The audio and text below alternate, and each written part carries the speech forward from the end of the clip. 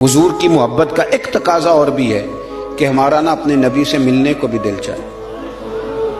میں آپ کو ایک بات عرض کروں، شاید میں سارا دن ہی وظیفے بتاتا ہوں، دکان نہیں چلتی تو وظیفہ بتا دیں، بچے ایک دوسرے سے لڑائی کرتے ہیں تو وظیفہ بتا دیں۔ میں پڑھتا ہوں بزرگوں کی کتابیں، تو بزرگ فرماتے ہیں لوگ آیا کرتے تھے کہ کوئی درود و سلام بتائیں جس سے مدینے والے محبوب کا دیدار نصیب ہو۔ میں نے کہا کہ اس طرح کا بھی کوئی محب ہے جس کا محبوب سے ملنے کو دل نہ چاہے، جس کی خواہش پیدا نہ ہو، جس کے اندر تڑپ نہ ہو، ذوق نہ ہو۔ آہستہ آہستہ وہ جو ہمارے سوتے خشک ہوئے ان کے اندر یہ دراڑ آئی کہ وہ جو خاص ذوق تھا، آپ پڑھیے نا قرآن مجید، حضرت ثوبان بن مالک رضی اللہ تعالیٰ عنہ حضور کی بارگاہ میں حاضر ہوئے تھے اور رو پڑے اور بڑا ہی روئے، تو حضور نے فرمایا کیوں روتے ہو؟ تو عرض کرنے لگے یا رسول اللہ جب دل نہیں لگتا تو میں زیارت کرنے آ جاتا ہوں۔ تو حضور نے فرمایا تو روتا کیوں ہے؟ عرض کی سونیا مجبوری یہ ہے کہ آج تو دیدار کر لیتا ہوں، اور صبح قیامت اللہ آپ کی برکت سے جنت دے گا بھی تو آپ تو اونچلے درجے میں ہوں گے نا نبیوں کے ساتھ، تو میں تو ہوں گا غریبوں کے محلے میں، غلاموں کے علاقے میں، حضور وہاں زیارت کیسے کروں گا؟ اور اگر جنت میں زیارت نہ ہوئی تو دل کیسے لگے گا؟ حضور پریشان ہوں۔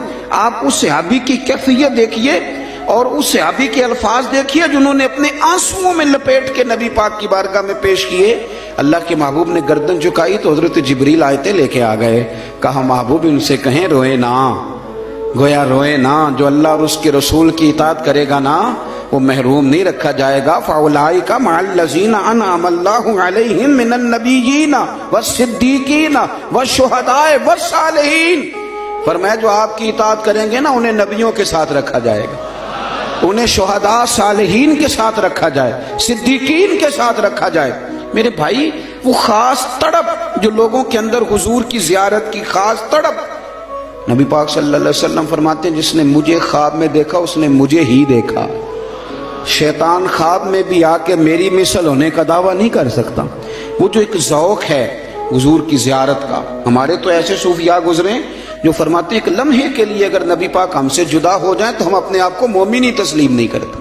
لیکن اب ہمارے نوجوانوں میں اور ہمارے لوگوں میں جو خاص شوق ہوتا تھا، رات کو نا لوگ نہا کے سوتے تھے، خوشبو لگا کے سوتے تھے، اپنے بستر کو دیکھتے تھے صاف ہے، استغفار پڑھتے تھے، اور پھر وہ مدینہ شریف کی طرف منہ کر کے باوضو درود و سلام پڑھتے سوتے تھے۔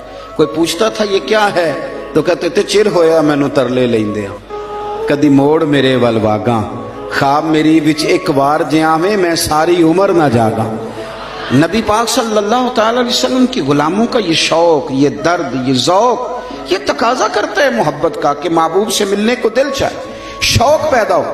امام سخاوی نے لکھا ہے، حضرت مولا مرتضیٰ شیر خدا کرم اللہ تعالی وجہ الکریم فرماتے ہیں جناب عمر فاروق کا زمانہ تھا، میرا بڑا دل کرتا تھا مجھے حضور کی زیارت ہو، میں درود پاک پڑھتا سو گیا، میرے نصیب دیکھو کہ میں خواب دیکھتا ہوں کہ اللہ کے محبوب نا فجر کی جماعت کرا رہے ہیں۔ فرماتے ہیں نبی پاک صلی اللہ علیہ وسلم نے جماعت کرائی اور غلاموں کی طرف رخ نور پھیرا۔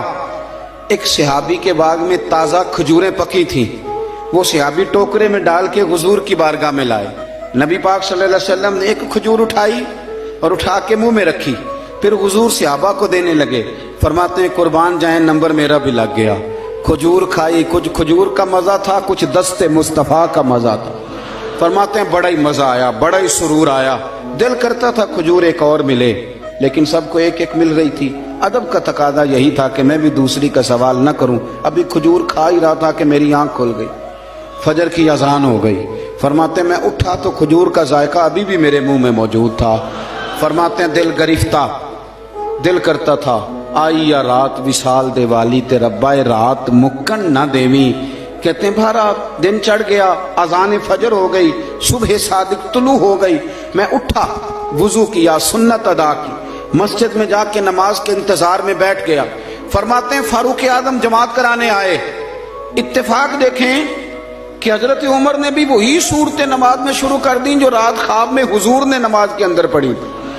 میں سمجھا یہ اتفاق ہے، اتفاق ہے، لیکن جناب فاروق اعظم نے جب نماز پڑھا کے سلام پھیر کے لوگوں کی طرف رخ کیا تو کھجوروں کا ٹوکرا بھی آ گیا۔ میں نے سمجھا یہ بھی اتفاق ہے۔ फरमाते हैं उमर ने एक खजूर उठाई और बाकी बांटने लगे, और उमर ने एक खजूर मुझे भी दी। खजूर मैंने खाई, मजा मुझे बड़ा आया। हुजूर सल्लल्लाहु अलैहि वसल्लम से तो अदब की वजह से नहीं मांगी थी। उमर तो अपना दोस्त था, अपना यार था, मुझसे हर काम में मशवरा लेता था। कहते मैंने फौरन कहा उमर जरा एक देना, एक खजूर और देना। फरमाते हैं फारूक आजम ने उठाई, मैं समझा मिलने लगी है, उठाई, और जब हजरत फारूक आजम ने खजूर बढ़ाई और पकड़ा किसी दूसरे सहाबी को दी और मुस्कुरा के मेरी तरफ देखा, फरमाने लगे अली यूं तो ना कर यार, अगर रात को तू हुजूर से दूसरी लेता तो मैं भी सवेरे तुझे दूसरी दे दे। अगर हुजूर से रात दूसरी लेते तो मैं भी तुम्हें सवेरे दूसरी दे देता। खाब मेरी विचाया माही ते मैं गल विच पा लईयां बावां, लोगों डर दी मारी अख भी ना खोला किते फिर विछड़ ना जा।